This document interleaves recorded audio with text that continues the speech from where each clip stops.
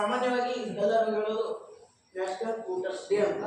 ಆದರೆ ಅದು ನಿಜವಾಗಿ ಇರುವುದು ಏನಂದ್ರೆ ರಾಷ್ಟ್ರೀಯ ಮತದಾರರ ಜಾಗೃತಿ ದಿನ. ಎಷ್ಟು ವರ್ಷದಿಂದ ಜಾಗೃತಿ ಅಂತ ಹೇಳ್ಕೊಂಡು ಬರ್ತಾ ಇದ್ದೀವಿ.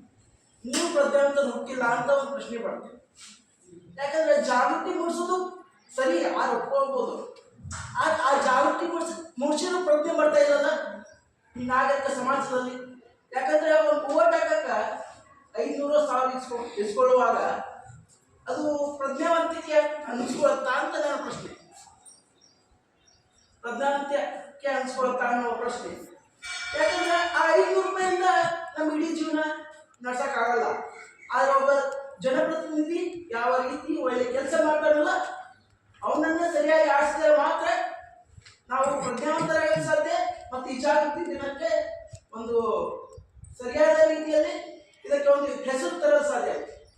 ಜಾಗೃತಿ ಮೂಡಿಸೋದು ಜಸ್ಟ್ ಅವೇರ್ನೆಸ್ ಮೂಡಿಸೋದು ಜಸ್ಟ್ ಮಾತಾಡೋದ್ರಿಂದ ಪ್ರಚಾರ ಮಾಡೋದ್ರಿಂದ ಅಷ್ಟೇ ಅಲ್ಲ, ಇದು ನಮ್ಮ ಈ ಭಾವಿ ಶಿಕ್ಷಕರ ನಮ್ಮೆಲ್ಲ ಜವಾಬ್ದಾರಿ. ಯಾಕಂದ್ರೆ ನಾವೇ ಹಣ ಇಸ್ಕೊಂಡು ಓಟ್ ಹಾಕ್ತೀವಿ ಅಂದ್ರೆ ನಮ್ಮಂತ ಮುಖಂಡರು ಯಾರಿಲ್ಲ ಅಂತ ಹೇಳ್ತೀವಿ.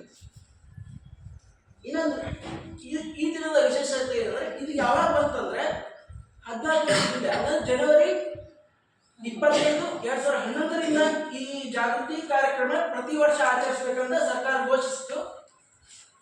ಮತ್ತೆ ಇದು ಒಂದು ಸಾಲಿದೆ theme nothing like voting vote for sure ಅಂತ. ವೋಟಿಂಗ್ಗಿಂತ ಮತ್ತೊಂದು ಬೇರೆ ಇಲ್ಲ. ಆ ವೋಟ್ ಮಾಡೋದು ನಮ್ಮ ಹಕ್ಕಾಗಿದೆ, ಅದನ್ನು ಚಲಾಯಿಸಬೇಕು ಹೊರತು ಅದನ್ನು ಮಾಡ್ಕೋಬಾರ್ದು. ಮಾಡ್ಕೊಂಡೇನಾಗ್ತಾ ಬರೀ ಓಟ್ ಅಷ್ಟೇ ಮಾಡ್ಕೊಳ್ಳೋದಲ್ಲ, ನಾವೇ ಮಾಡ್ಕೊಳ್ಳೋದಾಗುತ್ತೆ. ಯಾಕಂದ್ರೆ ಒಬ್ರು ಪ್ರಜ್ಞಾವಂತರು ಈ ಸಮಾಜ ಹುಟ್ಟಬೇಕಂದ್ರೆ ಅವ್ರು ದೇಶದ ನಿರ್ಮಾಪಕರಾಗ್ತಾರೆ. ದೇಶದ ನಿರ್ಮಾಪಕರಾದ್ರೆ ಉಜ್ವಲ ಭವಿಷ್ಯ ನಿರ್ಮಾಪಕ್ಕೆ ಒಂದು ದೊಡ್ಡ ಬುನಾದಿ ಹಾಕಿ ಕೊಟ್ಟಾಗುತ್ತೆ.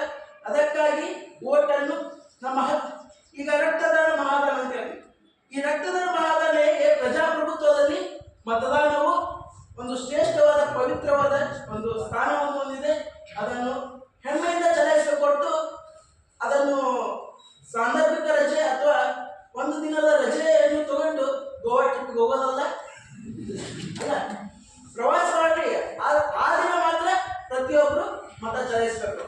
ಯಾಕಂದ್ರೆ ಈಗಿನ ಸಮಾಜದಾಗ ಏನ್ ಮಾಡ್ತಾ ಇದೀವಿ ಅಂದ್ರೆ ಬರೀ ಪ್ರವಾಸ ಮಾಡ್ತಿದ್ದಾರೆ. 100 ವರ್ಷದ ಅಜ್ಜಿ ಬಂದು ಓಟ್ ಹಾಕುವಾಗ 18, 19, 20 ವರ್ಷದ ಯುವಕರು ಯಾಕೆ ಹಿಂಜರಿತಾರ ಅನ್ನೋ ಪ್ರಶ್ನೆ ಬರ್ತಾ.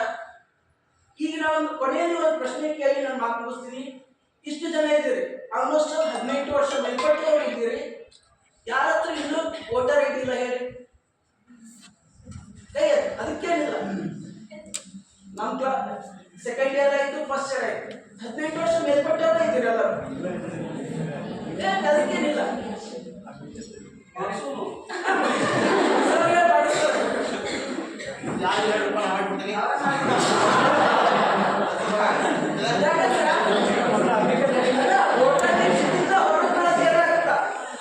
ಅದು ಚುನಾವಣೆ ಅಧಿಕಾರಿಗಳು ನೋಡ್ಕೊಂತಾರ. ಈ ಸಮಾಜ ಕಲ್ಕೋದು ಎಷ್ಟು ಮೂರ್ಖತನ ಅಲ್ಲ. ಈ ಕೈ ಅಧಿಕಾರಿ ಗೊತ್ತಾಗುತ್ತೆ ಮಿನಿಮಮ್ 10% ಆದ್ರೂ ಇದ್ದೀರಿ, ಇನ್ನು ವೋಟರ್ ಕಾರ್ಡ್ ಇಲ್ಲ ಅಂತ. ಯಾಕಂದ್ರೆ ವೋಟರ್ ಕಾರ್ಡ್ ಇಟ್ಕೊಂಡು ವೋಟ್ ಸಿಗಲಿಲ್ಲ ಅಂದ್ರೆ ಅದು ಚುನಾವಣೆ ಅಧಿಕಾರಿಗಳು ನೋಡ್ಕೋಬೇಕಾಗಿರೋ ಒಂದು ವಿಷಯ. ಆದ್ರೆ ವೋಟರ್ ಕಾರ್ಡ್ ಇಲ್ಲ ಅಂದ್ರೆ ದೂರ ಇಳಿಯೋದಿತ್ತಲ್ಲ, ಅದಕ್ಕೆ ಏನ್ ಹೇಳ್ಬೇಕು? ಅದಕ್ಕಾಗಿ ಪ್ರತಿಯೊಬ್ಬರು ವೋಟರ್ ಕಾರ್ಡ್ ಮಾಡಿಸಿ. ಮತ್ತು ಯಾರು ಹಣ ಇಸ್ಕೊಂಡಿರ್ತಾರೆ, ಗ್ರಾಮೀಣ ಮಟ್ಟದಲ್ಲಿ ಭಾಳ ನೋಡ್ತೀವಿ, ಯಾರು ಹಣ ಇಸ್ಕೊಂಡಿರ್ತಾರಲ್ಲ, ಇಸ್ಕೋಬಾರ್ದಪ್ಪ, ನಿನ್ನ ಓಟು 500 ರೂಪಾಯಿ ಕಷ್ಟ ಅಲ್ಲ, ಈ ದೇಶದ ಭವಿಷ್ಯ ನಿರ್ಮಾಣಕ್ಕೆ ಕಾರಣವಾಗುತ್ತಾ, ಅದಕ್ಕೆ ಯಾರು ಹಣ ಇಸ್ಕೋಬೇಡ್ರಿ. ಕೆಲವರು ಹಳ್ಳಿಯಲ್ಲಿ ಹೆಂಡ ಇಸ್ಕೊಂತಾರೆ, ಹಣ ಇಸ್ಕೊಂತಾರೆ, ಊಟ ಮಾಂಸ, ಈ ರೀತಿ ಹಲವಾರು